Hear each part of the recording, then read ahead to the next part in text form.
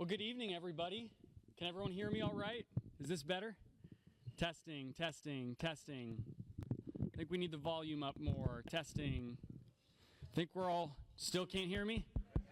There we are. Well, all of you look so lovely tonight. Thank you so much for being here. Thank you, really. I know that it's a beautiful night tonight, and there's a lot of places you could choose to spend your time. So the fact that you chose to come here and spend it with us means a lot. We really, really appreciate it. I'm Simon Sefzik. I have the honor of representing you here in the 42nd Legislative District down in Olympia, and it is an honor to be with all of you. Tonight we're here to discuss public safety, and I just want to start out by saying, public safety is not and should not be a partisan issue. And my job as a legislator is to listen to the experts in the field, and that's why we're so honored to have those that see this on the front lines and that are frustrated. I think the fact that all of you are here tonight is proof that there's concerns right now about what's going on in Bellingham, about what's going on throughout Whatcom County. And the fact that all of you are here means that you care about what's going on in our community, and that means a lot. And so I would just like to start out this evening by first giving a round of applause to the members of the panel that chose to come here and spend their evening informing all of us about some of the issues going on. So if we could please just give them a round of applause.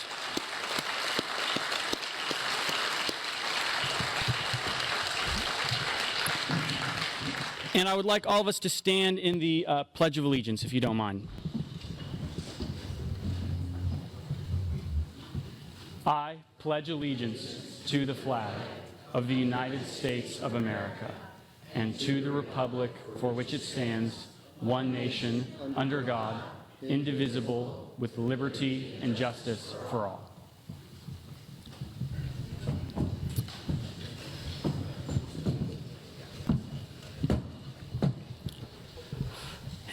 And for those of you that are tuning in online, this event is being streamed by Bellingham Metro News, and we are very grateful for them choosing to do that with us tonight. So thank you. We also have the Cascadia Daily News that is here this evening, and we'll be reporting on this event. I'd like to start by introducing Sheriff Bill Elfo, and I'll just read the names of each one of the chiefs and officials here. We have Sheriff Bill Elfo of Whatcom County, who is the sheriff of our sheriff's office here. That was very redundant. I apologize. We have Chief Rebecca Mertzig, the new chief at the Bellingham Police Department. Very grateful for her being here tonight. We have Chief Turner with Ferndale. Very appreciative of his time. We have Chief Taylor of the great city of Lynden. And we have Prosecutor Richey, Whatcom County's prosecutor. And we also, it is possible that the chief of police at the Lummi Nation, Chief Jay Martin, might be able to make it here. He expressed that he really wanted to be here, but he also had a very, very close schedule. And we reached out to all of the police chiefs in Whatcom County. Some of them RSVP'd, had some conflicting schedules, partly because of staffing issues that we're seeing, actually. But some of them wanted to be here tonight that were not able to make it. But again, very, very appreciative of all of the time tonight that you're taking out of your day to spend with us. So the way we're going to start off the evening, we're going to cover sort of 4 general topics, and if we have time, we're going to get to an audience Q&A, but we're going to mainly be spending time on covering staffing shortages and resources. Then we're going to move to statewide law enforcement policies. We're going to move to a comprehensive jail facility in Whatcom County, and then we're going to touch on the homelessness issue. So those are some of the main 4 categories that we've compiled, hearing from a lot of you that reached out and talking to others in law enforcement, that those are some of the main categories that people are concerned about. Talking to some of you, there are small business owners in the audience tonight that are frustrated with what's going on in Whatcom County. And so we have a wide diversity and variety of voices and people here today. And so we're just going to go ahead and could we just, again, I've already sort of introduced you, but could we just get each member of the panel to sort of state what you would say your top 2 concerns are about public safety in Whatcom County? And we can just go down sort of, keep it as brief as you can, but certainly go into it if you'd like, and then we're going to turn straight to staffing shortages. So, Sheriff Elfo. Well, I'm going to try to sneak 3 in. The first is the change of this ludicrous legislation has led to environment of chaos, lawlessness, and disorder in our society. There's no holding criminals accountable, and we could put that right at the feet of the Washington State Legislature. The second one is how that legislation impacted our law enforcement officers. We've had good people leave to go be law enforcement officers in other states, to go into other professions, to retire early. And when I do an exit interview, it's because of the changes in the laws that we're losing good people, and that's why we're short. And the last is the jail situation being ignored for 20 years in Whatcom County. We don't have the capacity to hold criminals accountable, to put them in jail. And we're seeing people, even when they have multiple arrest warrants, there's no room. And it's a circuitous argument amongst people that oppose the jail. We need more mental health treatment, we need more housing for people. Well, that's probably true, but we need a jail, which is the basic foundation of the criminal justice system.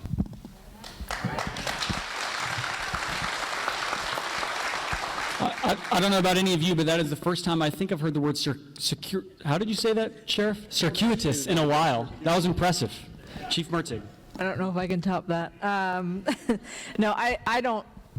You might find a different answer from all of us, but I have the same answers. Our staffing levels are not where they should be, for sure. And the 2020 legislation is a large part of that, and the jail obviously is another concern. All three of those together probably make for why we're here today, is that we have a tripod of things happening all at the same time, and we're just going to do what we can to up our numbers. I know that everyone, we're going to go into staffing after this anyway, so I'll save that, but yeah, pretty much the same.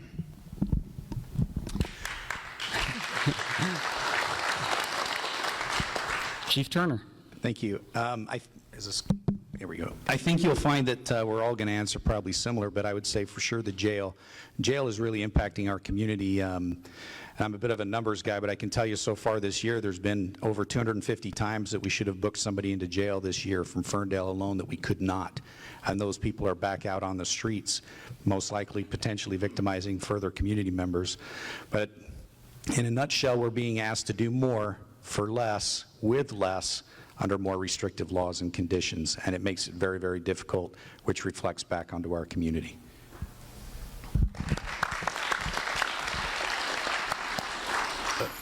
Again, I think you're going to hear jail, jail, jail from most of us, and I'm certainly going to echo those sentiments. The lack of a functional jail in this county absolutely cripples our ability to effectively deal with criminals and hold them accountable. Much like Chief Turner, we've had well over 100 instances of people who we needed to book, should have been booked in jail, we couldn't.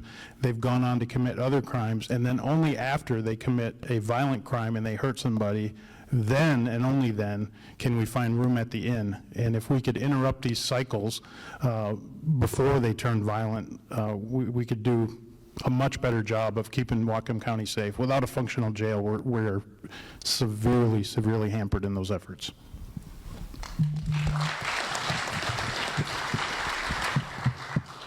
I'm Eric Richey. I'm the Whatcom County Prosecutor. I've been involved in this office for about 30 years now, and I've seen a lot of things over those years. Over the last 4, I've been the elected prosecutor, and we've been trying to make things happen in our office to make sure that you are all protected, and it's been very difficult based on the things you've just heard here tonight. We've been struggling with accountability. Accountability is what people need to feel before they're going to stop committing crimes, and not making people accountable is been the reason why we've seen a rise in the crimes that you're hearing about every day.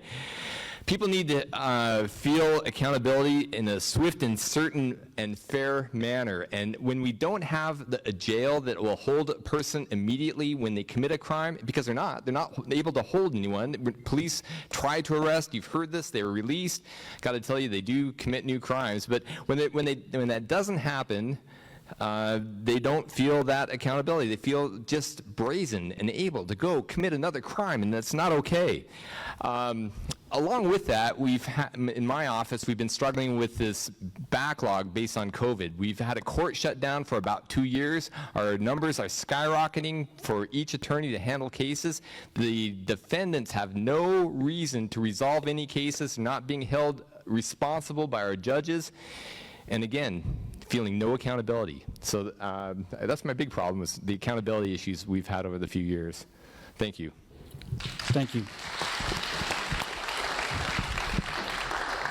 Well, one of the reasons we wanted to talk about staffing was for that exact reason, is that we're hearing from those in law enforcement that it's a top concern, as we just heard. And so we're going to jump into that. You know, we talk a lot about increasing resources to law enforcement, the mentality or the general attitude to law enforcement. And so maybe could you touch on any of the factors that you think are contributing to some of the workforce or staffing issues that you're finding, and what can be done at the state level to address some of these issues?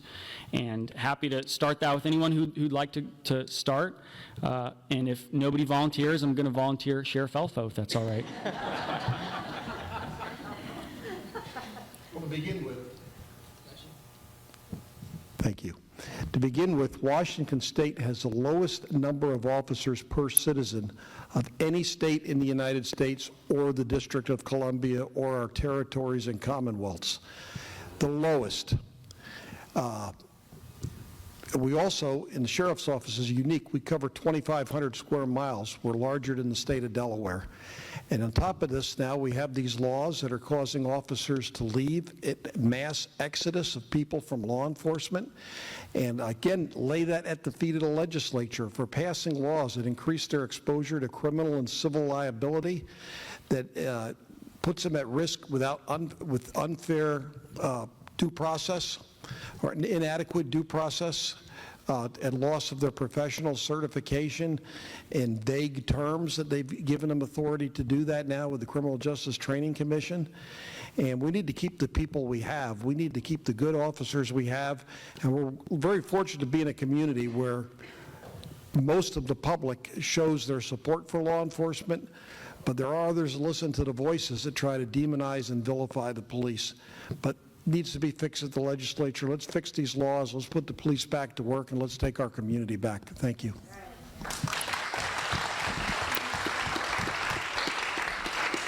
Yeah, just to echo that, I was actually at a different agency when the 2020 legislation happened in a different function, so I have a different perspective on that, but I think it's universal that definitely affected our staffing and how officers feel about the work they're doing.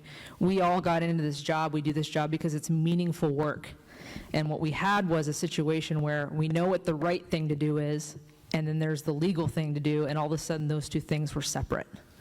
And so that creates a huge problem when you're doing a profession when you know what the right thing to do is, and then you can't do it.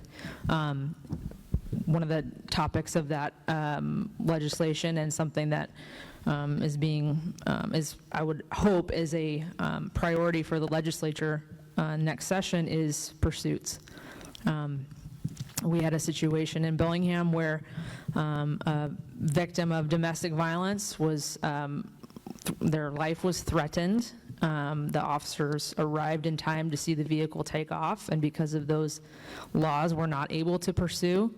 That person was later captured purchasing a gun and had been threatening the victim the entire time.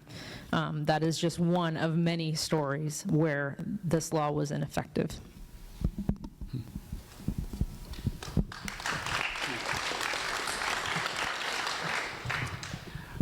I'll follow that with the same. For us, Washington's the lowest in the nation, as the sheriff said. We're running at 1.3 officers per capita, which is per 1,000 residents.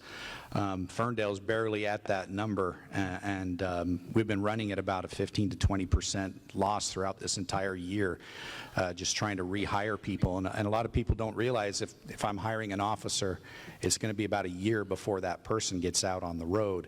And so we're always in the catch-up mode, and then you add retirement and attrition on top of that. But not only did a lot of the criminal laws change, perhaps, well, not in our favor, but some of the other laws changed too that opened up civil and criminal liability against police officers, which made it much less attractive a position to apply for. I mean, I've been on the police department in law enforcement for 27 years now, and when I first applied, there was 9 positions and over 300 applicants. And now I've got, I had 2 open positions, I had 0. I had to try and market and push to try and find somebody, let alone an officer that was a lateral officer. We just don't have the recruits anymore. Nobody's attracted to law enforcement. And Washington has one of the most restricted states against law enforcement for civil and criminal liability. And when you're looking at your livelihood and being able to provide for yourself and your family, it's scary. It's scary. And these laws, what they do is they push our training, and it trains officers to hesitate. And that makes it even less scary because they're more scary because they're second guessing themselves in use of force type incidents.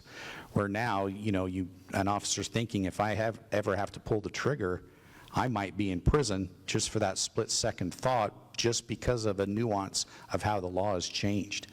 And thinking about that is obviously less attractive. And then when the climate changed, we all know with George Floyd, it made cops the bad guys. And I've seen that come and go over the years, where cops are in good favor, cops are not, but this is by far the worst I've ever seen it. And we were demonized, cops were demonized. And I'm not saying there's no bad cops out there. There could be a bad apple in any bunch, right, for any profession. And but for us, it really put the damper on things, causing the legal changes. It was just a snowball effect, the perfect storm, and we're struggling. And we're hurting. Even our neighboring states are between 2.1 and 2.5 officers per capita. California's 2.5. The national average is 2.5. If we had 2.5 here, I would need 21 more officers. I don't have 21 on my list to hire. I've got maybe 1 or 2. And so we would be in a struggle to even try and find people. The fix also needs to be on the benefits side and the state side for support. Police are always a drain on a budget. They're never going to make money. It's just going to be a big budget suck. And we need some support to be sustainable in our law enforcement. And we need to be more attractive. Other states have much better retirements, medical programs, incentives and benefits that attract police to those other states. And as the sheriff said, we're losing officers to those states that do take care of their officers better with better retirements and benefits.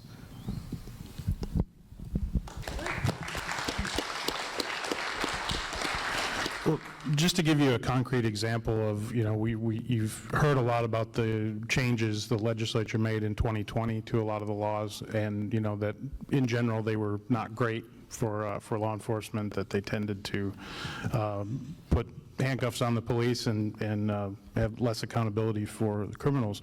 But as an example, to touch on something that Chief Mertzig had talked about with the example she used of the individual involved in the domestic violence.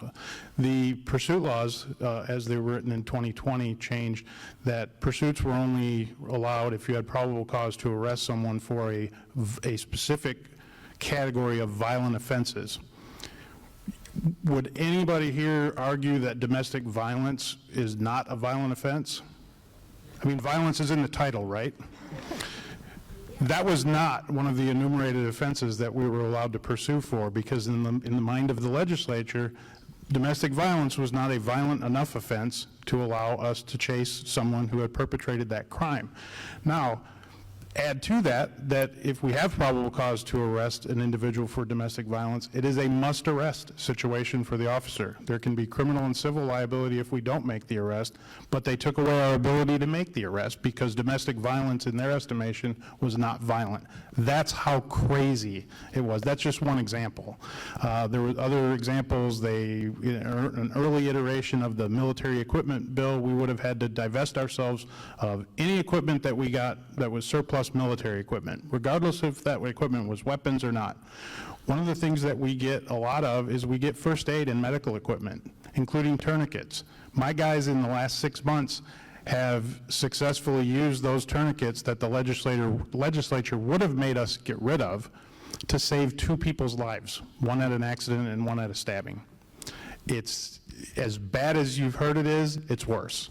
And we're losing people because of it. We lost a young man last year who got out of law enforcement altogether.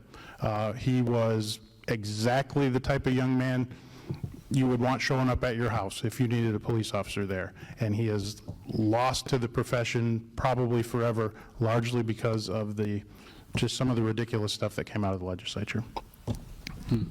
Can I just add to that real quick? Just to add to the ridiculousness, in addition to that, I would like to draw some attention to the other things that were listed on that military equipment.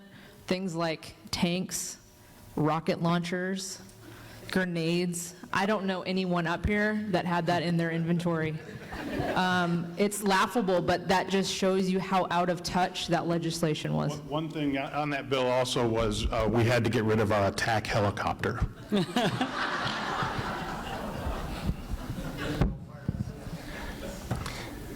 Prosecutor Richey. Yeah, so regarding the shortages in staff, I feel sorry for all of our great leaders here of their agencies. They deserve to do better, but it's more that you deserve more. You all deserve to be you deserve to have quick response from our law enforcement when you're a victim of crimes, and it's upsetting that you're not, and that's due to these shortages that we're talking about. I don't have a shortage right now in my office. I had one up until very recently. I had a DPA 1, Deputy Prosecutor 1 position open for 4 months. This is absolutely unheard of. We used to have in the past, for every position open, 40 applicants, and we didn't get an applicant until yesterday. And I just hired somebody, and I'm really excited about that. And as thrilled as I am for myself there, I want to bring your attention to something else. And it's a shortage of judges in our county. And that's not really what you're probably hearing much about, but we have a shortage of Whatcom County judges. The state average is 3 judges per 100,000. We're at 1.9, and you're thinking, well, why does that matter? Well, our judges are probably feeling a little overworked because they're very comfortable kicking all our cases down the road. And when they do that, again, the defendants feel no accountability and are out committing more crimes. And again, that's my biggest concern that we have here going on today. Thank you. Thank you.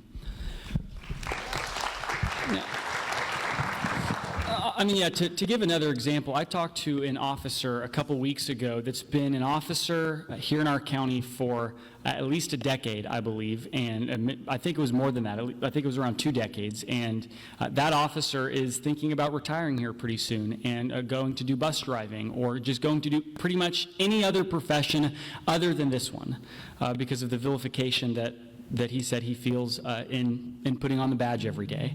We shouldn't have that in Whatcom County, and it's a shame that it's going on. So I want to jump into, a lot of you already sort of teased it, so now I'd like to jump into exactly what you've already mentioned, statewide law enforcement policies and the consequences of some of the decisions. Specifically, we're going to start by jumping into drug statutes after the Blake decision and how the Blake decision affected public safety. Now, I'm not sure if anybody would like to volunteer to explain maybe to the audience generally what the Blake decision was and what it did. Chief Mertzig looks eager, but I'm assuming Prosecutor Richey might also like He's to, more qualified. whichever one would like to. I was actually just going to ask Bill to do it because he's got the law degree, so. There you go. That's kind of funny. We have, I think, 2 others with law degrees up here at this table. That's right. We have a chief right beside me, and of course Sheriff Elfo down at the other end. We have great law enforcement leaders here, and I just want you all to know that. People underestimate them, and they shouldn't. Right, so the Blake decision. The Blake decision was something that was handed down by the Supreme Court on February 25th of 2020. It was a decision that basically said that our statute was inadequate for simple possession of drugs because it did not contain an intent element. Most of our crimes have an intent element. In other words, a person intended to hold these drugs, and because it was strict liability, it was determined to be unconstitutional. So with that said, our legislature had an opportunity to fix that. It was going to be a quick turnaround if they did anything, and I frankly didn't think they would be able to do anything, but they did. They made what was a felony charge of simple possession of hard drugs. They turned it into a misdemeanor. But wait. Before someone can be charged with a misdemeanor, they have to first be given 2 attempts for diversion. How does that work? Well, that wasn't really explained very well. Turns out that, what we're doing now is we're allowing law enforcement officers to hand out cards where they can call a helpline. And that's what we have going on, and that's why we have drugs running rampant on our streets today. That could have been fixed in 2021. The legislature had a full session where they could have done something, and they chose not to. I'm hoping that we're going to get something changed here this session. Thank you, Prosecutor. Go ahead, Chief Taylor. Well, and just to piggyback onto that, so you have to read all these things together, right? So we have all these restrictions and the new criminal and civil liability put on police officers, some really crazy restrictions on the use of force that basically ignored 50-plus years of Supreme Court case law. And we're telling these police officers, if you now violate any of these restrictions, which basically for anything non-criminal, like no use of force for anything, mental health, back up and let the social workers have it, which, never mind that we don't have enough social workers to deal with this stuff. But you're now going to ask police officers, who are now under a new threat of criminal and civil liability for use of force, to go out and potentially use force on someone for basically a situation that the legislature largely decriminalized. And so I'm going to have officers go out there and potentially use force to what? Hand somebody a referral to a drug treatment center? And then the officer's afraid, rightfully so, that he may be charged or sued if he grabs a hold of the guy's shirt sleeve long enough to give him a drug treatment. So I can tell you there's zero appetite on the part of the police officers to go out and hand out drug treatment cards. So the result, again, because of these changes and the restrictions and the imposition of civil and criminal liability on the officers, drug enforcement is for simple possession is largely non-existent. And again, it goes to what Prosecutor Richey said. It creates an environment where there's no accountability for people. And I will tell you, as an attorney, and I worked in the prosecutor's office in Arkansas very briefly. It took 6 days to figure out that was not the job for me. But a lot of even defense attorneys will tell you, and this goes back to the non-existence of a functional jail here. For many defendants who probably desperately need drug treatment, only when the choice becomes jail or treatment do they avail themselves of treatment. Drug addicts are not throwing themselves in front of police cars saying, please send me to drug treatment. Most criminals who do have drug problems, who end up in treatment, end up there as a result of a sentence of a court. When the choice becomes jail or treatment, many people choose treatment, and some of those people are helped, and that's good, we want that. But without the stick of a potential jail sentence, the carrot of drug treatment is an insufficient motivator for many of them.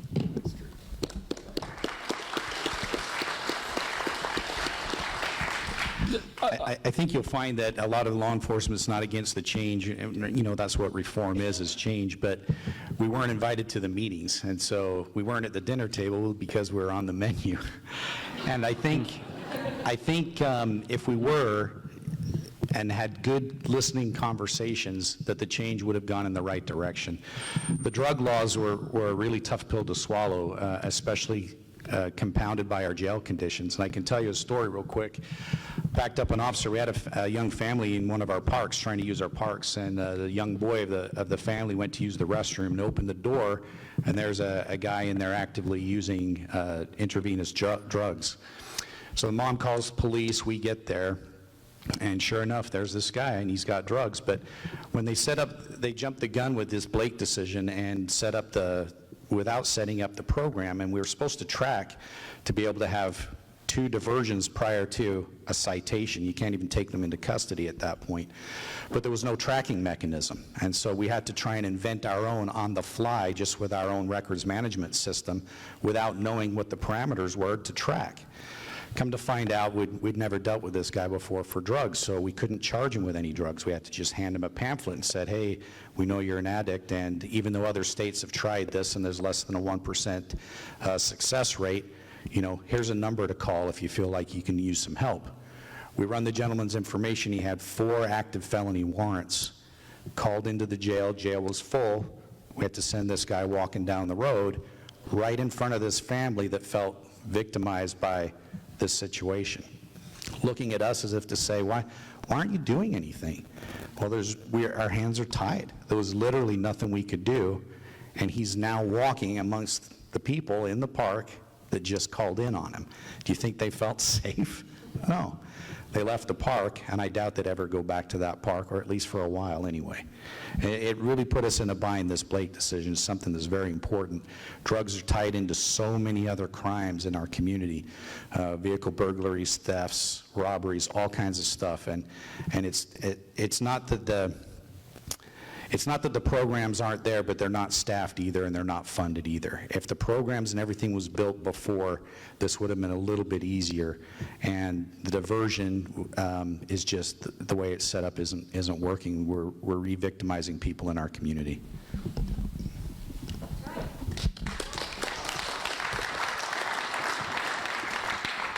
If I could add, the Blake decision overturned. Can't hear you.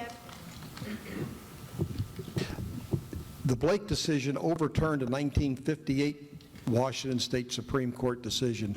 It's called the nut my pants defense. Somebody was wearing pants, they had drugs, the police found drugs in their pocket, and well, that's not my pants. So that was the basis of the argument. But I want to say that not only did the legislature make this a misdemeanor and require that we hand out cards and referrals twice, the law sunsets next July 1st. There'll be no drug possession laws in the state of Washington for mere possession. So they're going away.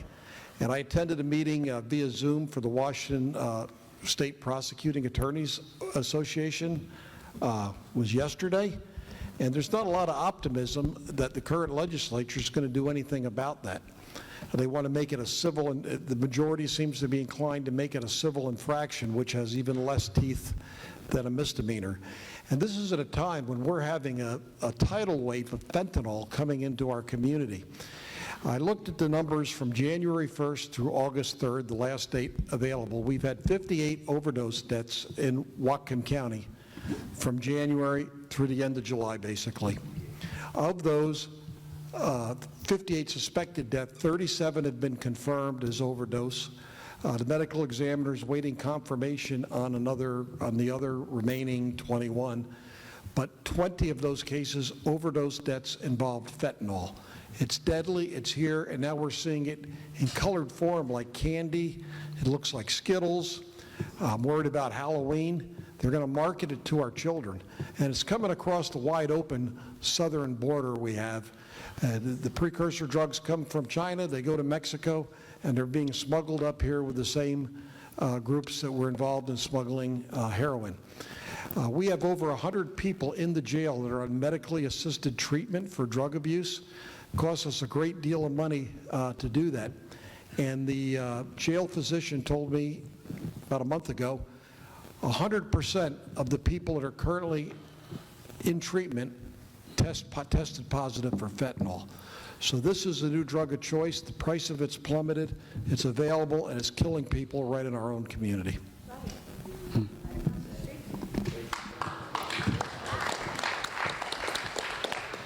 Yeah, I mean, it's heartbreaking. You know, I went on a ride-along with a police department recently, and, you know, right there, one of the first things we saw behind a major retail store in the county was a young man, maybe close to my age, you know, high out of his mind on fentanyl. And the only thing that could legally be done was to give that little warning card, a little business card, say, don't do it again. You know, there's nothing compassionate about doing nothing when people are dying in our streets and there's no resources or consequences.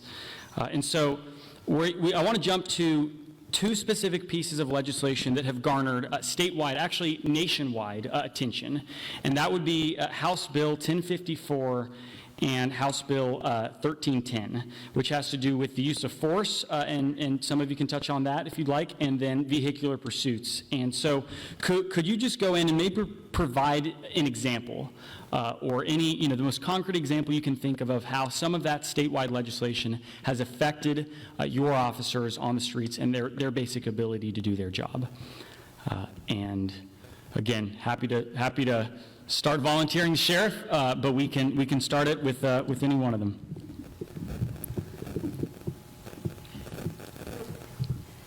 I'll start. I'll take one of the topics. I'll take because they're both involved in this, the change in the use of force. And there's a lot of elements of that where they've diluted the ability of law enforcement to use force, even to the point of leaving the area rather than resorting to the use of force. It's beyond absurd, but you asked for a concrete example. Shortly after this legislation was passed in the legislature, we implemented it by policy at the sheriff's office. We had a deputy up in the Maple Falls, Kendall area that spotted a suspicious vehicle and believed they were involved in drug activity, but because of the new guidelines on stop and frisk, we weren't able to detain the car, required a higher standard.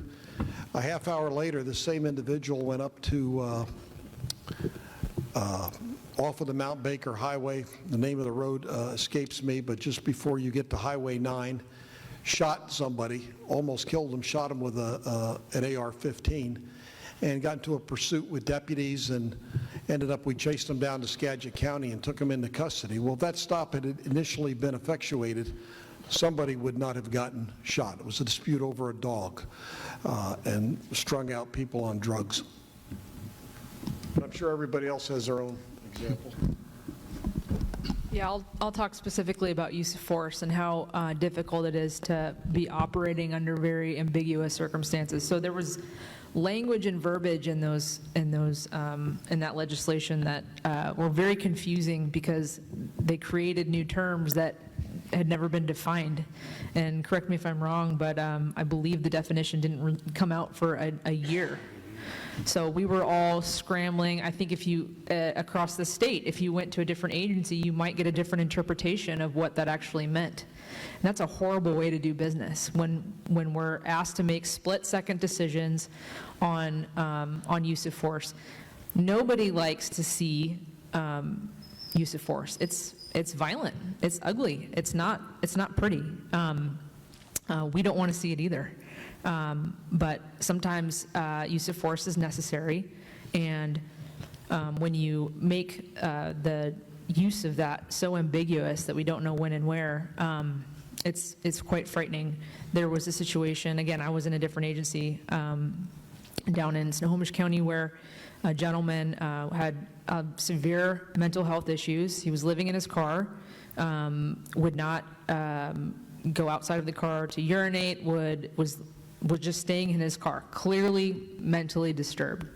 But at that time, we were not allowed to use any amount of physical force to get him the help he needed to perform the Involuntary Treatment Act, right, to get him into protective custody. Not allowed to touch him. He ended up dying in that car. It wasn't necessary, right? But because of that legislation, that was the end result. That has since been fixed, thankfully, but I think we have more fixes that are needed.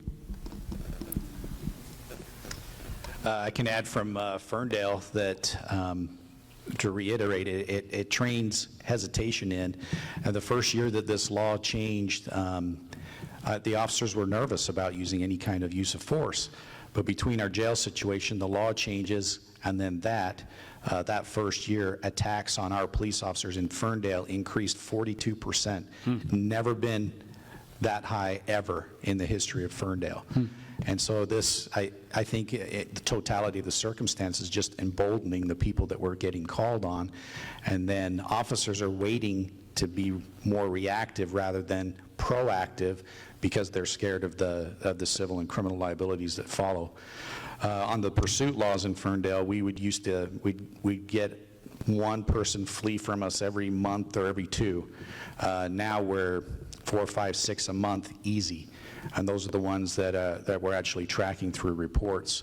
Sometimes as soon as an officer turns on the lights, someone takes off, They just have to clear it on the radio and then go about their business. And it's just more and more often. You probably saw the article in the news from the Highway or State Patrol that their pursuits, or lack of, I guess, people fled from them over 1,000 more times in the prior year once these laws changed. And it's causing problems, and people flee at a high rate of speed, and it puts the rest of the drivers on the road at peril. There definitely needs to be some changes on that.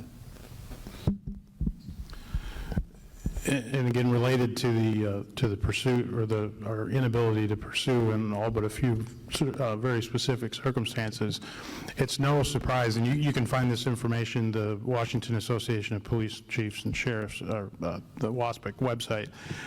There's a great illustration in kind of a bar graph, right, that shows, here's kind of the average number of vehicle thefts we've had in Washington State for quite a long time. It bounced around, it went up a little, down a little, but it was fairly static. Here's the point in time where the pursuit restrictions went in. Here's what happened to auto thefts.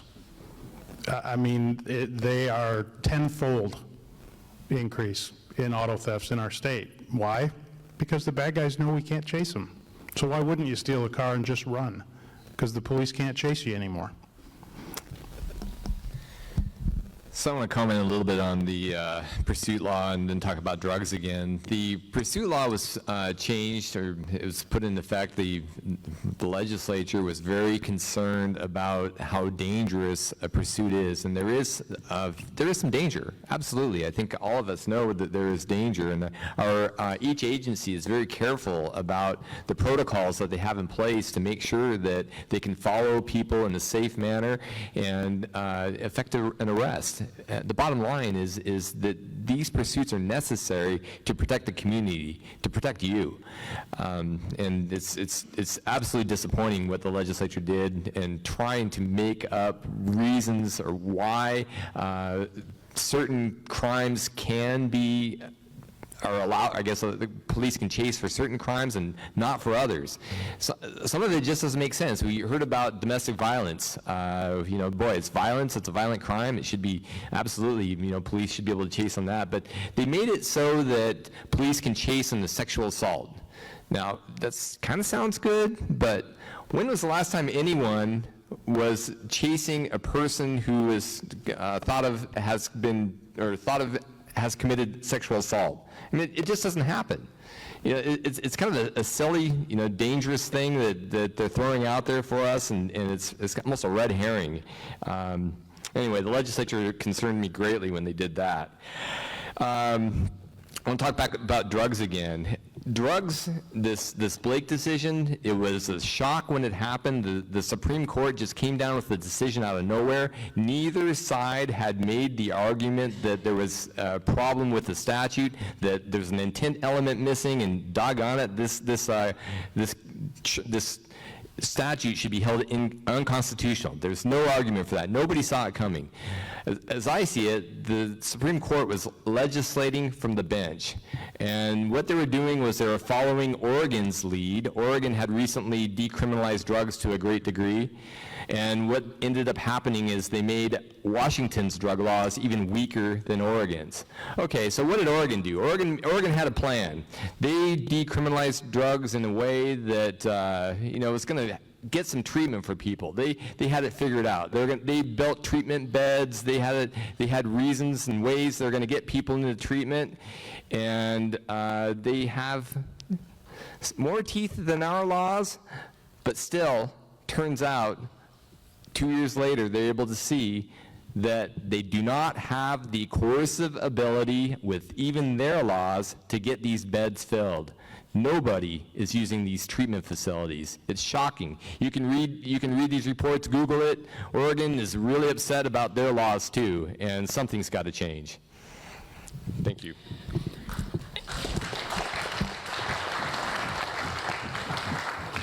And of course, and at some point I'd like maybe somebody to mention or comment on how this affects, obviously, retail in Whatcom County.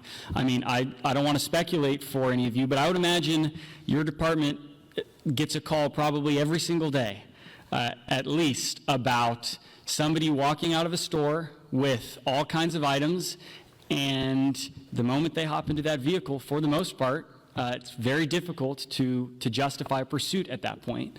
And I know, again, even just a few minutes before this started, talking to so many of you, whether it's at Home Depot, whether it's at Winco, whether it's at Walmart, you see that. We see that as citizens every single day. So can anybody briefly comment on the retail theft situation? Since most of those stores in Bellingham will start.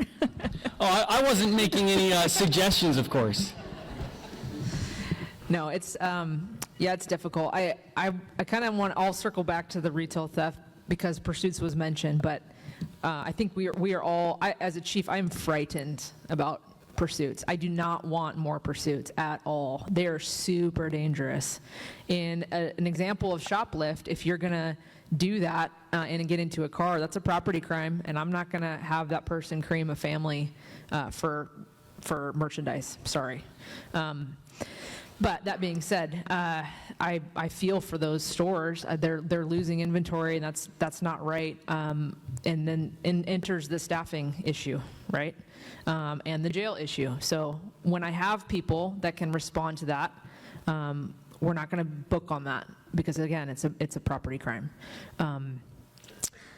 Getting people there, we're going to prioritize our calls. We have to send cops to the more violent calls first, and so retail centers are getting frustrated because they're calling 911 saying we have a shoplifter in custody if their loss prevention person keeps them there, and then they have to wait hours, and if that's the case, they're probably not going to call next time, which is unfortunate. And then you're not seeing a real reflection of the crime that's occurring because they're simply not reporting. So I want to add to that. I think there's more to that story, and I know that, I've read some social media where law enforcement's being blamed for not responding quick enough. They're being blamed for not taking these cases seriously. Law enforcement oftentimes is talking about being understaffed, and that's all true. They are understaffed, but I don't know that the entire blame should go. I don't think the entire blame should go on law enforcement. We have a change in some retail methods out there, and the criminals know it. So I think I'm going to tell you, my office goes to retail meetings where a bunch of store security officers get together and talk about the problems that they're having. And what we learned is that the stores, many of the stores, not all of the stores, I'm not going to tell you which ones, but many of the stores are no longer holding people who commit thefts. They're not even attempting to stop them. Now, when that doesn't happen, it's almost impossible for a law enforcement officer to go out there and grab them. In the old days, every store would stop them. And it was, sometimes I got to tell you, there were some problems with that. There were people getting injured, store employees, some of the crooks would get injured, and then, of course, there would be lawsuits. So that's exactly why the stores are not stopping people the way they used to. It's a business model. They're concerned about liability. They'd rather give up their merchandise than put their people out there in danger. And I'm not trying to say that it's okay, but I think that you all need to know that because our law enforcement officers should not be blamed for this. They should not be blamed. It's a different world. There are different things going on. I just thought you should know.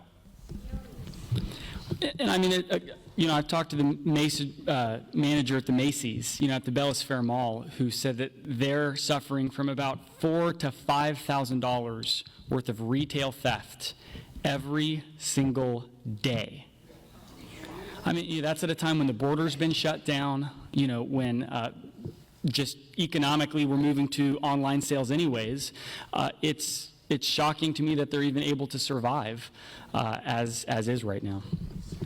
Well, and sticking with the theme of retail, it kind of dovetails in with the jail being just not functional at this point, even for retail outlets who are stopping people and are calling, and we are able to respond. I can't tell you how many times just in Lynden, maybe the officers go to Safeway because they have a shoplifter there. So we go, our only option is to issue them an appearance ticket for municipal court for theft. So we give them their ticket and off they go. 20 minutes later, we're at Food Pavilion with the same person stealing again, and the only thing we can do is give them another ticket. Now, fast forward a couple weeks, they don't show up for their court appearance. The judge issues bench warrants for them for failing to appear on the charge, but because those bench warrants are for property crimes, we can't serve those warrants.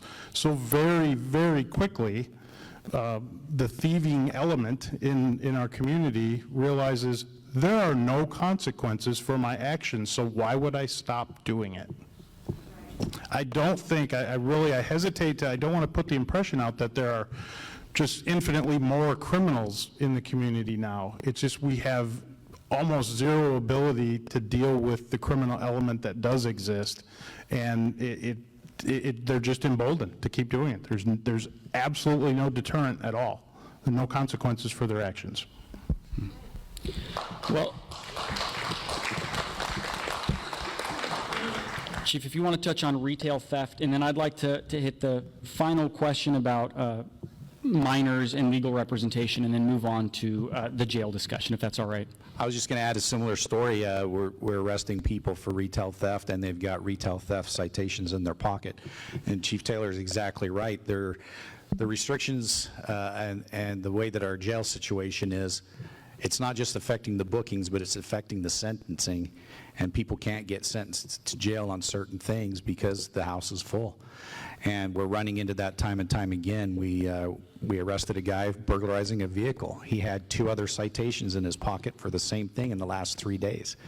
And then we have to let him walk, and there's a family sitting on their front porch who called 911. We caught the guy. They were very happy. But then we leave, and there's the guy standing at the end of the street. And it's more and more and more. We're doing this every day, multiple times, and it's re-victimizing our community. And it's just a revolving door. It's not going to end anytime in the near future without legal changes and without a new jail. Well, I'd like to briefly touch, before we move on to the new jail discussion, on recent legislation that prohibits law enforcement officers from speaking to minors without their legal representation being present. I'd like to ask just generally whether this hinders investigations. Have you found difficulties in this change? And if so, what? And do you have any examples? I think a frequent example we see in Lynden is, as some of you may feel the same as a lot of the parents that we deal with, anytime we're going to speak with a juvenile about involvement in anything that even might be criminal, we first are now required to put that juvenile in touch with an attorney, either in person or by telephone. That consultation cannot be waived even by the juvenile's parent. So the state has inserted themselves and an army of defense attorneys between you and your children. So you have your 15-year-old who maybe was involved in a theft or a minor assault or whatever, and as a parent, we run into a lot of parents, our department does, that they don't want Junior to talk to an attorney. They want Junior to tell you what happened and take accountability, and they're trying to set the right example. And the state is inserting themselves between you and your child, saying, no, you can't do that. You have to let Junior talk to a defense attorney. I am an attorney. I know what the attorneys are going to say. Don't talk to the cops. It's going to be malpractice for them to say anything other than that. So there was a story, I know Chief Turner heard it as well. We were over at the Chiefs and Sheriffs Convention in Spokane, and Sheriff Helm in Columbia County had a very sad story of a very poignant example of how this really had a tragic outcome. They had an incident at, I believe it was a middle school in their county, where they received a report that a young man had pulled a girl's hair on the stairway. So they were investigating the assault. Well, they went to talk to the young man who was accused of this to get his side of the story, but first they have to put him in touch with an attorney. Of course, the attorney says, don't talk to the cops. They're going to put you in jail. They're the bad guys. They don't have your best interests at heart. He tells the attorney, but I want to tell the cops the story because this didn't happen. I want to give them my side. The attorney is telling him and his guardian, no, don't talk to the cops, so they don't. Fast forward, and this young man is very stressed by his inability. He feels frustrated because he feels like he has a story to tell and he's not being allowed to tell it. The investigation goes on, and during the course of interviewing other children who were there at the school, they come to the conclusion that this boy had been being picked on pretty regularly by a group of kids, and this girl who had her hair pulled, supposedly, was actually assaulting the young man. He instinctively went to push her away from him, but because she was on the stairs, he saw that she was about to fall. He reached to keep her from falling and grabbed her hair. So wildly different story than initially. But in the interim time, because this young man, the frustration was building and he didn't feel like he was getting his story out, he thought he was going to be in trouble because his story wasn't being heard, the young man killed himself. Oh my God. Absolutely tragic outcome. The juvenile court system, as Mr. Richey, I'm sure, can tell you, it's by design, it's very different than the adult system. It's focused a lot more on diversion and, kind of getting kids on the right path, rather than it's far less punitive in nature than it is. There's a lot more attempt to be rehabilitative and diversionary. So I think the lack of recognition on the part of the legislature and their insistence on shoving an army of defense attorneys between you and your children is pretty offensive to me.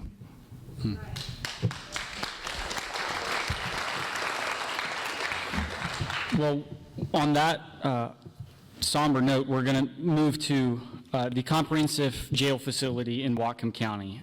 You've all mentioned it already, but let's just go straight to it. There seems to be from both sides, so to speak, sort of agreement that Whatcom County needs a new jail facility. And so I'm going to sort of skip over one of the first questions, which was, do you believe that the current facility is sufficient? But instead, could you jump into what do you envision a new facility looking like? And can you walk us through, sort of the history of why we need a new jail, but also what you anticipate the future of a new jail looking like?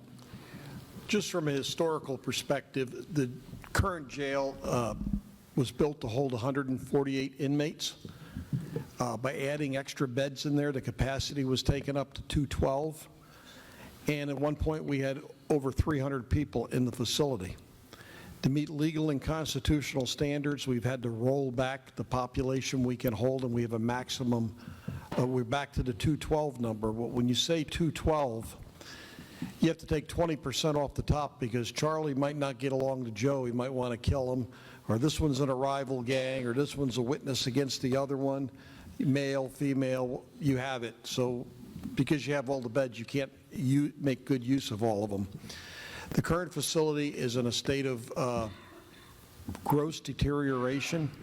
The county has spent millions and millions and millions of dollars replacing doors, replacing control systems, replacing windows, instead of fixing the problem and building a new jail when it was first proposed. I moved to Whatcom County on November 11th of 1996. 2 days later, I attended a meeting of a Blue Ribbon Committee on Criminal Justice that recommended the Whatcom County Jail was inadequate, deteriorating, and needed to be replaced. Since that time, there's been at least 7 citizen committees, the National Institute of Justice,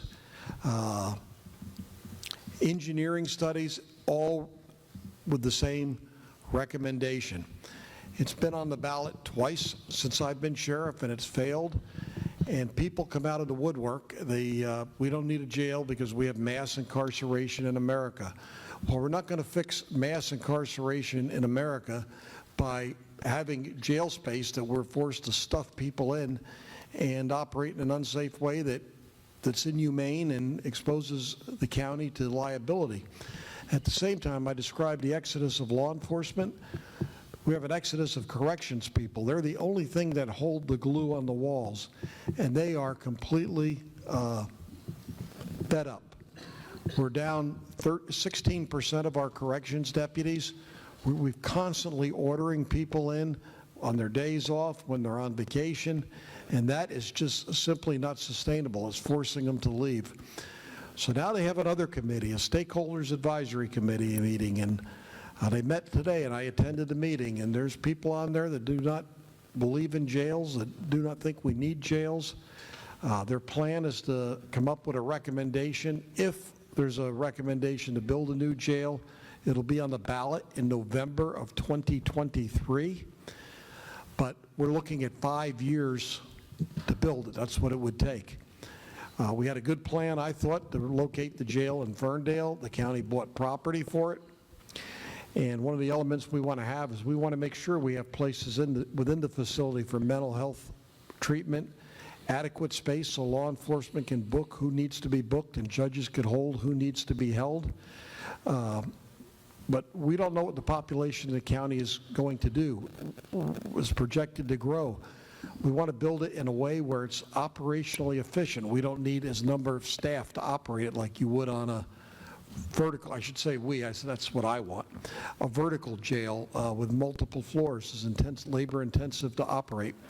If we had something built on a horizontal plane, we could add on incrementally. We could add on another 100 beds in 10 years or 50 beds or close units if the crime problem decreased. But right now, we do not have a plan to replace the facility. I know there's people that are putting their hearts into working for it, but it's a very frustrating issue to deal with. Chief Mertzig. Yeah, it's not something I've been used to. I've only been in the city of Bellingham here for 4 months. I came from Snohomish County. They had a very robust jail that was state-of-the-art, nice facility. The beautiful part about that is right next to it, and I think, when you get into this position, you get to be voluntold to be in a lot of task forces and committees. So what I think I'm hearing is that Whatcom County wants kind of what Snohomish County has. I'm sorry to say, but Not a sentence you hear very often in No. Whatcom County. We want what Snohomish County has. So next to the jail is what's called the Carnegie Resource Center.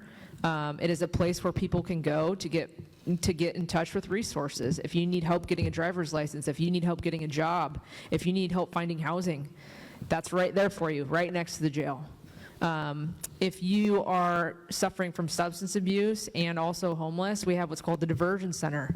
For 6 months, you can stay there with caseworkers, with an EMT that's there full staffed, with beds, so that you can get plugged into resources. And they've got hundreds of people into treatment and hundreds of people into housing, and what they call was a warm handoff. So it used to be where if you're going to be released from jail, they'd kind of kick you out in the streets of Everett at 2 in the morning. But now we're going to do that warm handoff. We're going to wait till daytime hours, and then we're going to physically walk you over there to the resources that you need and make sure you get plugged into the stuff that is going to keep you from coming back.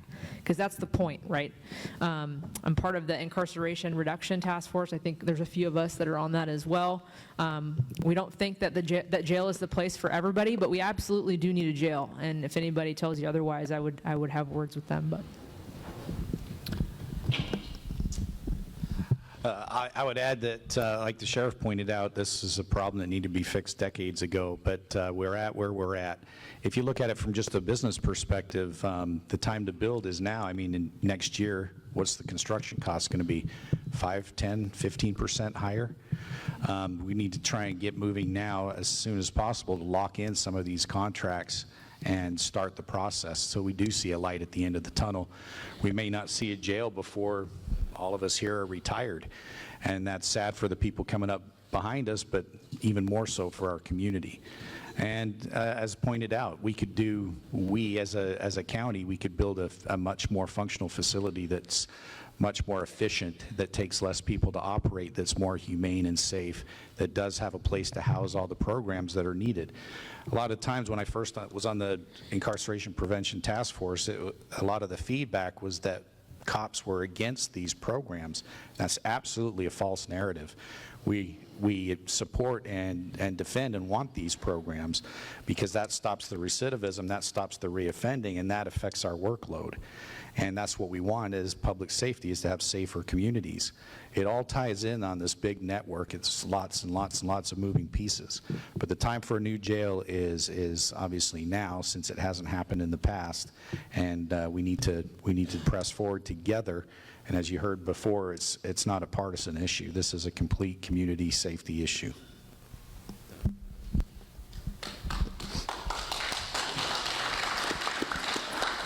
I've been in Whatcom County not quite 3 years now. I retired as a deputy chief with a police department in Searcy, Arkansas. We went through a similar situation with our jail in White County. It was older. It had been in service for way outlived its usefulness. Was having trouble keeping up with just even minimal jail standards. The facility was pretty run down, and just like we are now with overcrowding, we had booking restrictions, and boy, when the community found out that bad guys were getting let out early or not going to jail at all, they rallied together and said, well, hell, just build a bigger jail. And that's what we did. So, I mean, that's what we need here. And again, to echo what Chief Turner said, none of us up here are in favor of just, lock every single person up. There are people that jail isn't the answer for, but by gosh, there are people that absolutely need to be in jail, and we need a jail to put them in the interest of public safety. And Chief Turner is exactly right. It'll never be cheaper to build the jail we need than today. The cost is only going to go up the longer we kick this can down the road. So as I started out, I was talking about accountability, and accountability must be swift, certain, and fair. And without a decent jail, we have none of that. Nobody knows this jail situation as well as our sheriff. The sheriff laid it out very well tonight, and I agree with him 100%. This has been just a tragedy that's happened over and over again. And our citizens need to wake up. They need to understand the needs of our community and build a new jail, just flat out.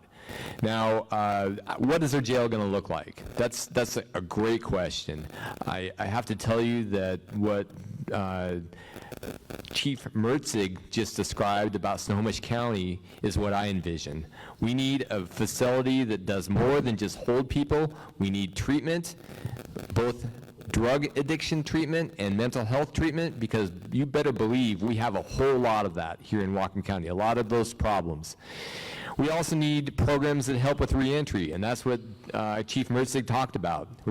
She talked about housing help and help getting people jobs. If we can get people in a better position, they're going to be less likely to commit a new crime in the future. That's what I envision, and I hope you all go out there and support a new jail when this ends up on the ballot. Thank you.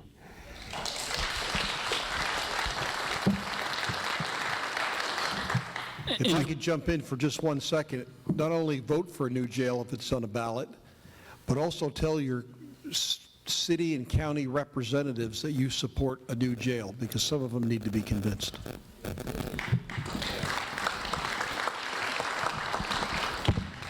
And again, just to reiterate, that'll be on the ballot likely next year.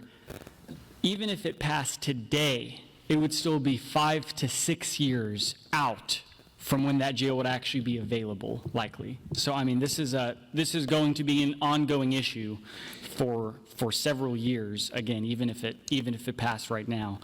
But thank you for those comments. We're going to turn now to homelessness and the way that this interacts with the criminal justice system, our final subject. And could you just discuss whether current legislative policies are encouraging or discouraging homelessness? And could you also touch on a little bit the fentanyl issue and how this is affecting sometimes the most vulnerable folks in our community? But again, I think every one of us that shops, I'll say it, Chief Mertzig in Bellingham, sees oftentimes, what's going on in our streets. And could you just walk us through, from your perspective, what we should know about what's being done and what the problems are?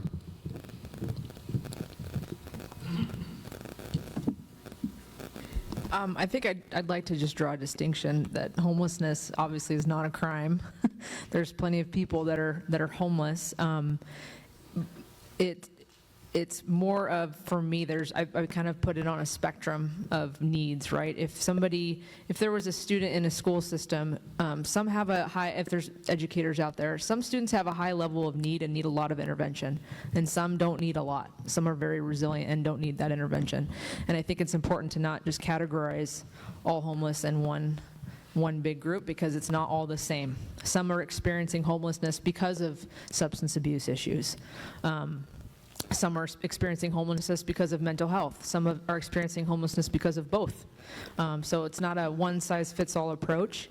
And traditionally and improperly, it's all been turned into, people being criminals, which is not the right thing either. I think especially in situations where you're offered services, you're offered housing, but you're choosing substance abuse, and that is resulting in your homelessness, that's not okay either. So I'm a huge fan of the Lighthouse mission in Bellingham. They are expanding their facility. I love what they do. I love their model. And I think that Bellingham especially has a huge heart for that population, and that's why you might see a little bit more of that in Bellingham. But there's certainly a drive for compassion there, but we can't outbalance that compassion with a level of accountability. If you're choosing to be homeless and committing crimes, then you need to be accountable to those crimes too. Yeah, just a shameless plug for the Lighthouse mission as well.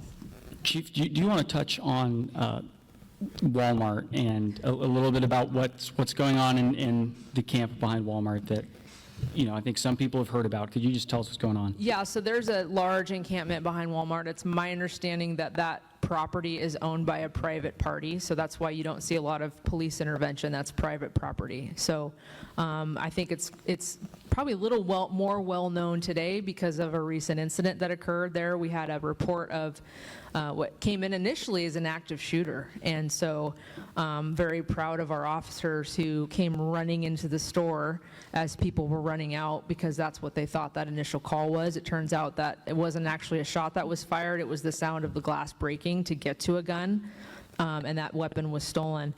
Through an awesome cooperative effort, especially with the county, we were able to apprehend that person, but there's a lot of body camera footage of them teaming up and going through the wooded area behind Walmart that has a very large encampment.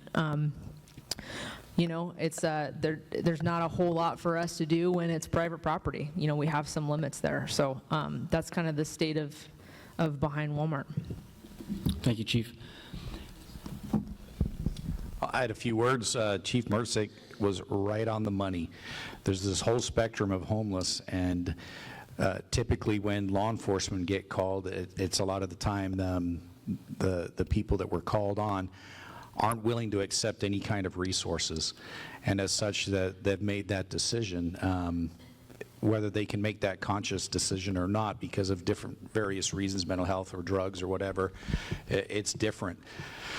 We had our community resource, one of the ladies that works on our community resource center, come out with the police to try and deal with a homeless person, and she was shocked that they not just flatly refused any kind of help, but refused it violently. And even from somebody that wasn't a police officer, and we ended up having to take that person into custody, and it was a wake-up call because she told me in her mind it was a situation where everybody needed help, but they just weren't getting the help. But a lot of the people that fall into those situations as described do get help, and a lot of the resources are there. What you don't hear about are the times where the resource center's closed. So officers have spent their own time and money to put someone up in a hotel for the night until it opens up in the morning to get them through the night because it's cold or it's raining or it's even snowing and the person needs food.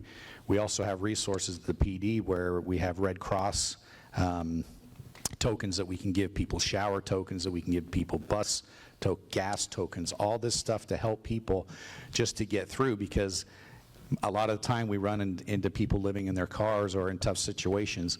It's not during regular business hours, Monday through Friday. It's at night and through the weekends. And so we turn into those resources, although that's not what we were designed as police officers to do. But I can recount many times where officers have used their own money to help people that are in desperate need until those resources become available the next day or even, a couple of days later. It's such it can be such a huge problem, but it's also something to keep in mind that it's a part of a dynamic of just a huge pie. It's just a small slice of the pie that is something else that requires resources that we don't have a lot of. We don't have a lot of money to support, and there's not a lot of people out there to support it. So again, as a community, we are stronger together as we come together to support these other resources that we need. And as Chief Turner said, I can think of half a dozen instances off the top of my head where I know officers who have worked for me both here and back in Arkansas. I had an officer in Arkansas that where there was a homeless individual we dealt with fairly regularly, and the officer, because we didn't have a lot of community-based services, so that task falls to us whether we want it or not. And the officer took the time to kind of find out what this person's story was. And he had family in Oklahoma, and the officer was able to make contact with the family, and yeah, they were perfectly willing to have him come back, and he had support in Oklahoma. He just didn't have a way to get there, and the officer reached in his wallet and bought the man a bus ticket. These are the kind of men and women we have in our ranks, and it bothers me when the actions of one bad apple 2,500 miles away, we all get painted with a pretty broad brush that we're all terrible, evil people. And we have, as has been said earlier, we have the lowest ratio of officers per population of any state in the Union and the District of Columbia. So even when we are optimally staffed, we are the lowest in the nation. And we have all of these things being kind of foisted upon us. And we have precious few tools already, and I get a little aggravated when the legislature convenes and takes what few tools we have away from us. So it's very frustrating. We lose people over it. And the homeless issue is exactly there. We've here locally, Lighthouse does do a great job. I would echo what Chief Mertzig said. That I had two gentlemen from Lighthouse in my office 2 weeks ago. They are outreach people. They will come out if we run into someone in our area in Lynden that's experiencing homelessness and needs help. They realize and they recognize that we are stretched thin from a staffing and resource. They have offered it. I've got their business cards with their cell phones. They've made those available to our officers 24/7. They will come out. They will offer help to these people. They will offer them a ride to take them and their belongings to the mission.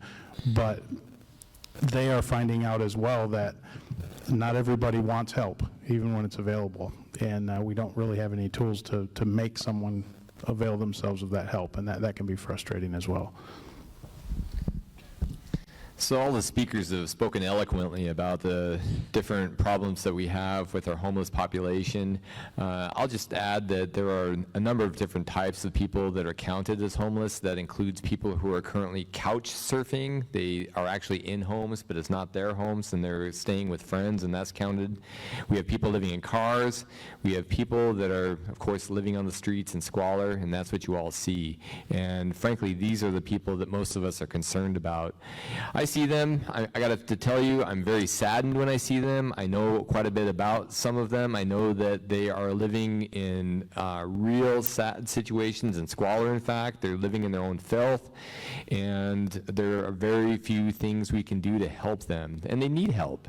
It's not fair to leave them on the streets like that. It's not fair for them, and it's not fair for the community either.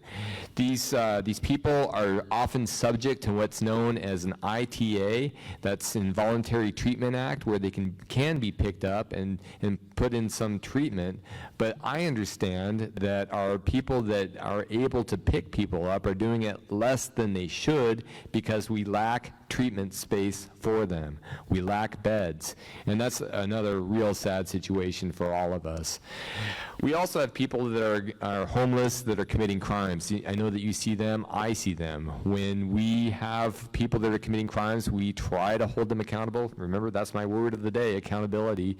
And it's difficult for them. These people are given citations sometimes they're charged with felonies. And whatever the level of crime, they don't show up for court. They don't have any contact with their attorneys, and very little can get done these days to resolve their cases. And we do not hold them accountable with our courts today. And I can do nothing more than apologize for that. Thank you.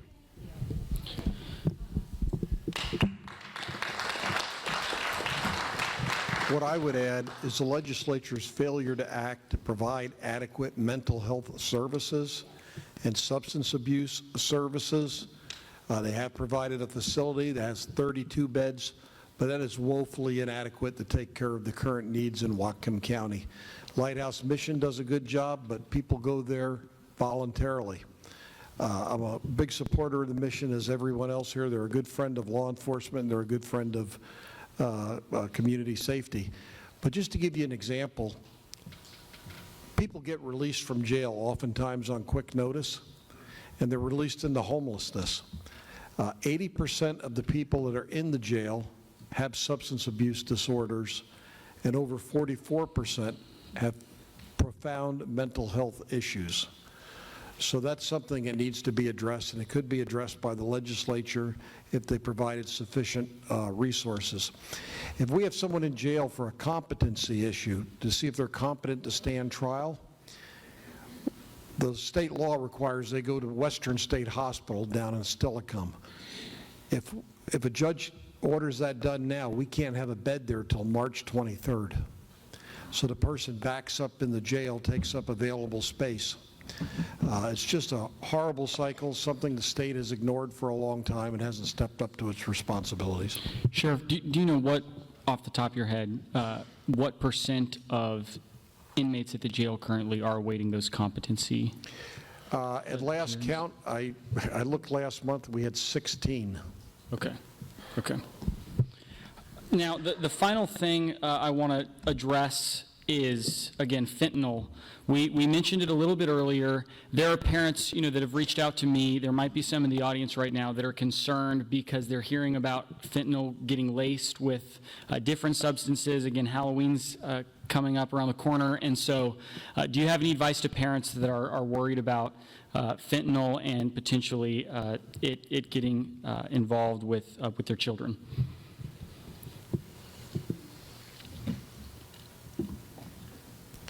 I'd say Halloween, we have to have a very cautious year this year with the advent of fentanyl into our community. Parents should know what it looks like and perhaps consider taking their children to trick or treat only at places where they know and trust the people who are dispensing the candy.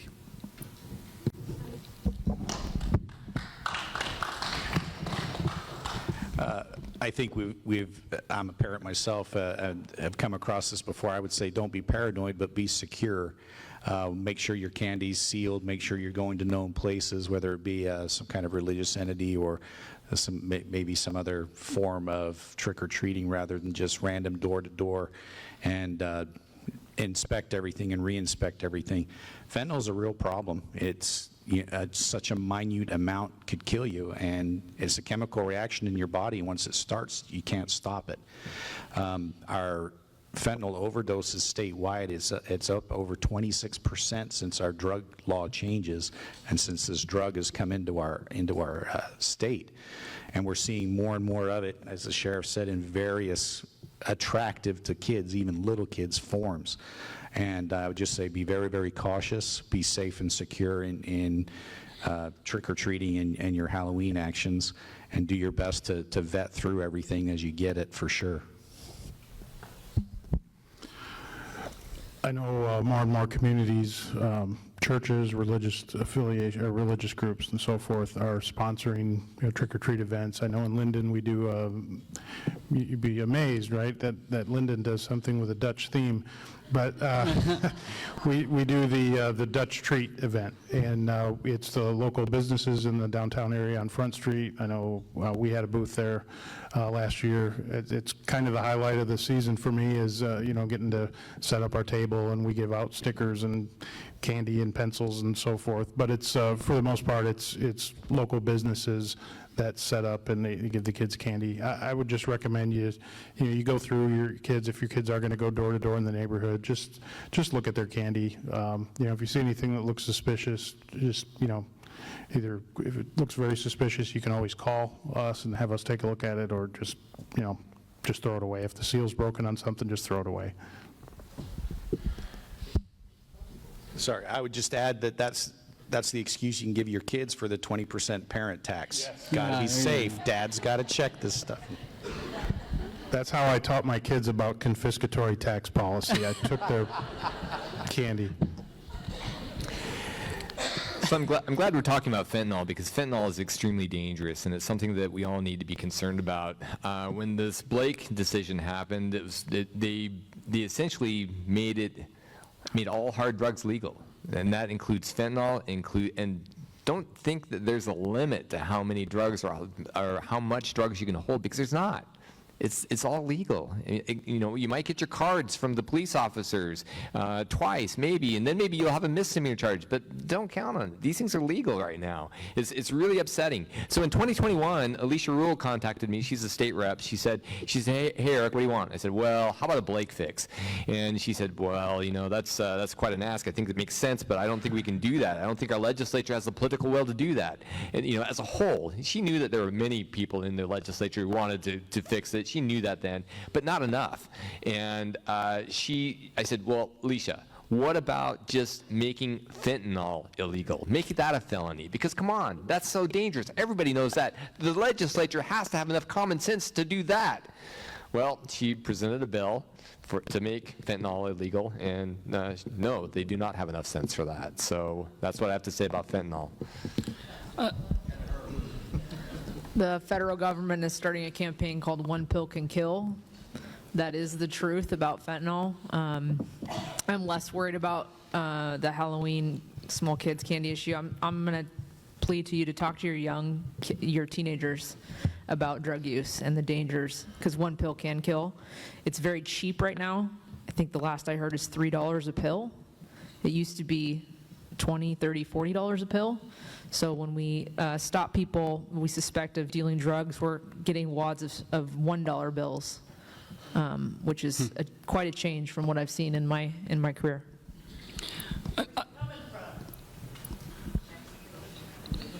Well, the latest bus we did here in Whatcom County with 15 locations, I believe, that guy was originally from Fresno. So It's being, I was just going to add, it's being manufactured in Mexico and being smuggled across the border. The precursor drugs are coming from China. I mean, again, possession of fentanyl is not even a felony in our state right now. And it's shocking. I mean, I even heard it this week from a prominent member of our community that there's still a defense to not make one of the most lethal drugs on our street right now illegal or a felony. I just want to say I've had the honor of going on a ride-along with every single one of the departments up here and several others in Whatcom County. And so, again, to those of you that are here tonight, we are very, very blessed and fortunate to have not only the leadership that we do in these police departments, but also, again, the officers that are out there right now that allow all of us to come in here so safely and attend meetings like this, because there are brave people out there willing to risk their lives for us every single day. And they are trained well, and they do a fine job. And I think we owe them our thanks and our appreciation.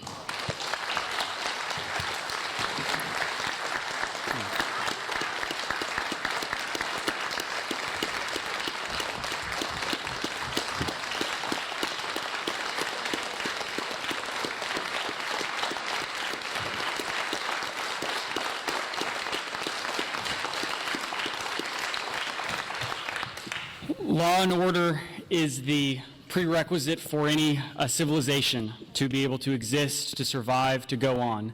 And with every crime, there's a victim. And each one of these folks does a great job at making sure that in our law enforcement and our police, again, that those who commit crimes are held accountable, but it's difficult to do that when our state legislation doesn't allow them to do their job, a job that they desperately want to be able to do. Now, I know we are pretty much out of time. However, there was it was acknowledged that there may be a need for or interest in some Q&A. So I'm only going to do 3 questions, just because we are over time. And I would appreciate it if you could direct the question to a member here, and then that way we can do 3 questions, and then unfortunately we're going to have to conclude tonight's event. So there's a microphone. I would ask that you please not grab the microphone, that you allow the person who's holding onto it to keep holding onto it, and we'll go through the question. Thanks for being here tonight to all of you, and congratulations on your new job, Chief Mertzig. And I used to work with the Everett and the Everett Police and the Snohomish County Sheriff all the time when I worked for PUD security down there. But anyway, I'm also a 20-year Navy guy. I'm and my last 13 years that I was in, my main job was either as a recruiter or a retention officer out in the fleet, and then my main collateral duty was security, base MP on base or on board the ship. But my question is, to use the county prosecutor's term, accountability, that he used over and over and over again. I want to know about the accountability of recruiting and retention going forward. I know it's a serious problem, and Sheriff Elfo alluded to that, and I'd like to know what your plans are and what you're going to do in the future to man up your department. Thank you. Okay. Sorry.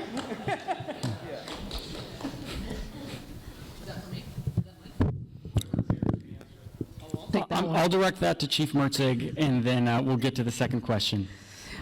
So we are currently in process for hiring a public information officer. In my opinion, our social media presence and some of our communication to the community is a little bit lacking. We could do a much better job of that. So I'm hoping to beef that up a little bit. If you look at our YouTube channel, there was quite a few videos posted by Officer John Knudsen, who I thought did a fabulous job in addressing a bunch of needs. We've actually had people say, I applied with your agency because of those videos, so we're hoping to develop a few more of those. We are going to hopefully offer some incentives to keep people on, to recruit.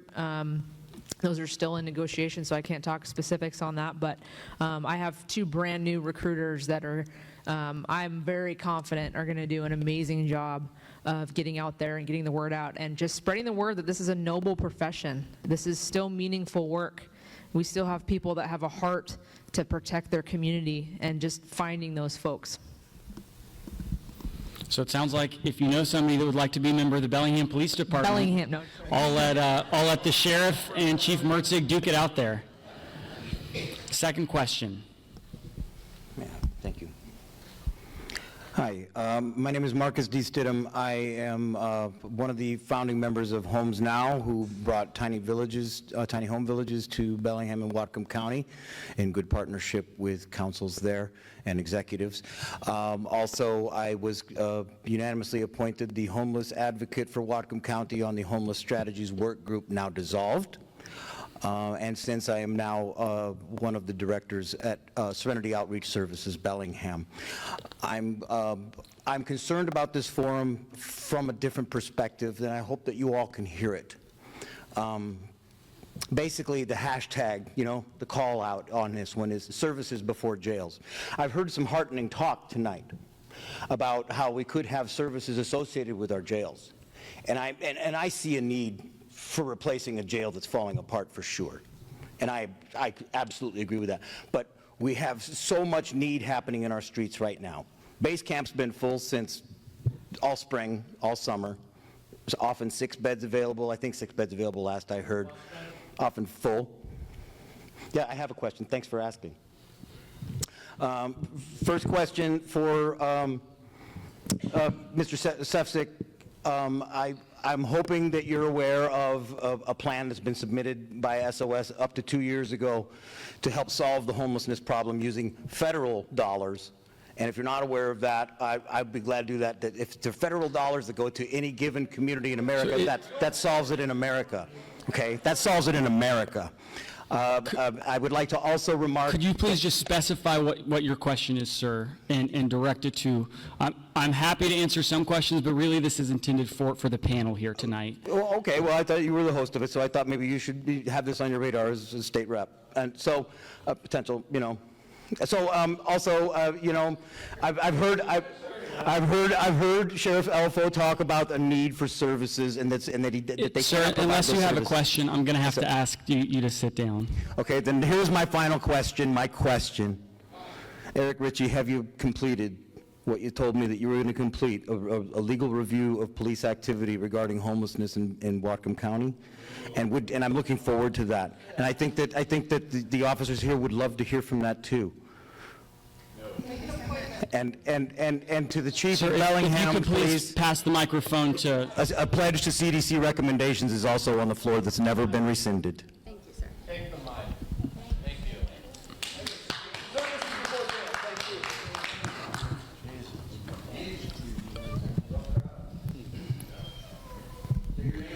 Hello, Anton Carriza. My family's been here for 111 years in this county, and I've seen some profound changes. I'm a retired surgeon, and I could tell you when I quit, opioid drugs were a huge problem, and crack cocaine just accelerated that, and fentanyl's even worse. I'm going to comment on the jail and ask a question. I did 2 years down there as a jail minister and saw the jail's dilapidated. It's dangerous not only for inmates, but also for the officers there. And the officers that serve there have always been respectful, compassionate to the people. And I've seen people come in there that look like they're under demonic possession. It's a place that looks like it's out of a Dracula movie. It's very depressing. The air vent covers look like the color of that black thing in front of the podium. I mean, the air's so bad, the quality. It's a danger not only to the inmates, but also to the officers. So my question, in the meantime, since their facilities are so short in number, could you possibly take one of these industrial complexes and turn it into a temporary jail for the less violent people? Is that a possibility? Sheriff Alfo. In 2004, the voters approved a temporary jail that was put on the ballot by the county council and the county executive at the time. That was constructed as a minimum security facility, but right now it's holding maximum or medium security inmates.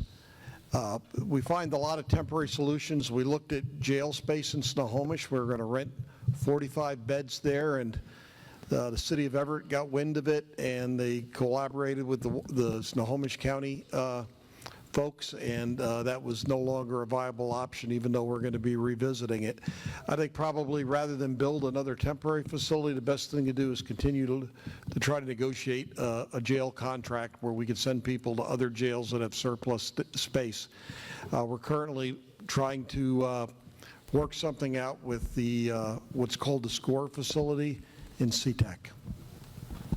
Thank you, Sheriff. So we're going to do one more question, and I know everybody's very desperate. I'm assuming the folks on the panel are happy to stick around afterwards, and they would be happy to chat with you. I know there's an ongoing demand, and I'd love for us to keep going. So we'll do one more question, and then Thank again, you. happy to.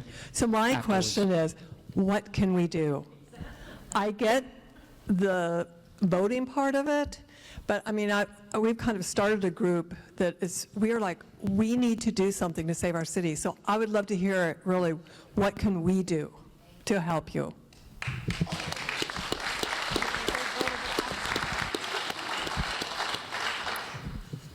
You need to contact your elected representatives, particularly at the state level and the county and the city level, and let them know the extent and how you're perceiving this issue, the extent of it, the nature of it, and how dangerous it is, and how our civilization is basically falling apart in Whatcom County if we don't get ahead of this. That's what's exactly going to happen. You know, all these bills that came up, I testified in Olympia via Zoom, because that's how you have to do it these days, on the bills. And some of the nonsense we heard from the other side that seemed to be getting the attention of the people running the committees. Law enforcement has always spoke with a very credible voice through the Association of Sheriffs and Police Chiefs. We come up with collective opinions, offer our assistance to the legislature, and they've always been able to work with us. Not this last session. They'd cut us off or not let us testify at all. They let these activists go on for ad nauseum, just over the 2-minute limit, just keep talking. So they need to hear they need to hear from the good people of what they want in our community. I'll just add a little bit to that locally here. There was a time not too long ago that it was almost like people were ashamed to say to an officer, "We support you." It was whispered in coffee shops because people didn't want them to know about it. We need voices that'll say it loud and clear and be proud of that. Our officers need to hear from you.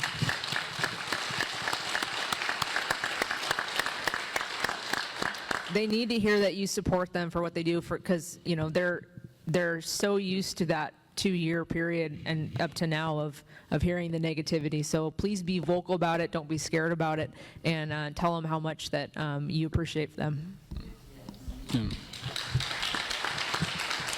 I totally agree, and I would add, as the sheriff had mentioned, get not just your vote, but get involved. Talk to your city council members. This is at the lowest level for the smallest city as well. Talk to your council members, your elected officials. I can tell you in Ferndale, we're extremely blessed. I have a very supportive council, very supportive city administration, and that translates into good support from our community. Talk to your family, talk to your friends, talk to your neighbors. Make sure there's awareness out there. There's a lot of people that just don't know what's going on, and that's, people get busy in their lives, and I understand it. But become involved, talk through these issues, make sure that we're coming together as a community to do the right thing. Just echo what everyone else said. Get involved. Go to your council meetings. Go to your county commission meetings. I can tell you Miss Cynthia here is a very, very vocal supporter at our Lynden council meetings, and loud and proud goes to our council meetings and professes her support, and we appreciate that very much. But it matters. They hear from the other side. They need to hear from you in greater numbers.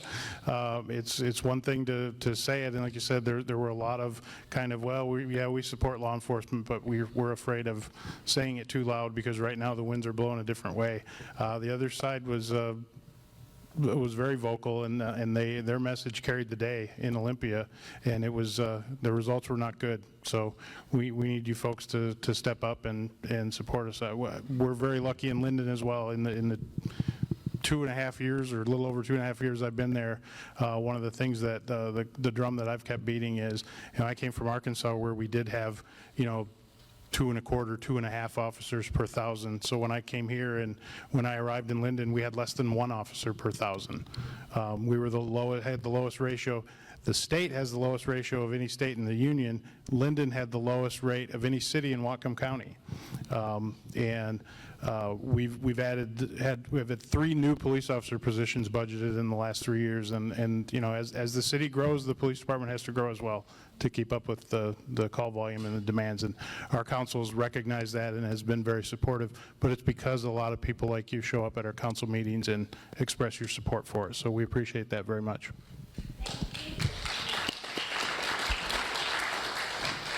So I really can't echo what these great leaders have said enough. The support needs to be shown, and you all can get out there and use your voices. You can write letters, and of course send or get on social media. You all need to get out there and express yourselves. Don't forget social media, because people are shooting down what we do, what these fine folks do, and you need to be heard. People need to know that these folks are cared about, so that they can support them with budgets and more officers. So that's all I have. Thank you.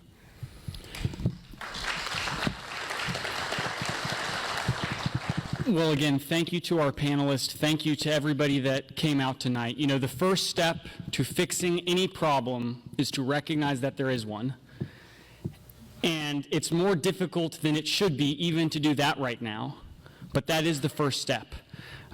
And so, again, I talked to a police chief and I talked to a fire chief, and the contrast, one of the fire chiefs told me, if somebody came and gave me a bag or a tray of home-cooked goods, I would be able to give that to my department easily, and, that we wouldn't be worried at all. If you gave it to a police chief, he probably wouldn't be able to give it to his officers because you don't know what's going to be in there. You don't know whether it's going to be poisoned. That's an example of the contrast and the hostility that exists right now against our police. And so, again, thank you to everybody that came out tonight. We really, really appreciate it. Like I say, I'm sure each member of the panel here would be happy to stick around for a few minutes to answer any other questions. And again, thank you again. Let's give our panel one final round of applause.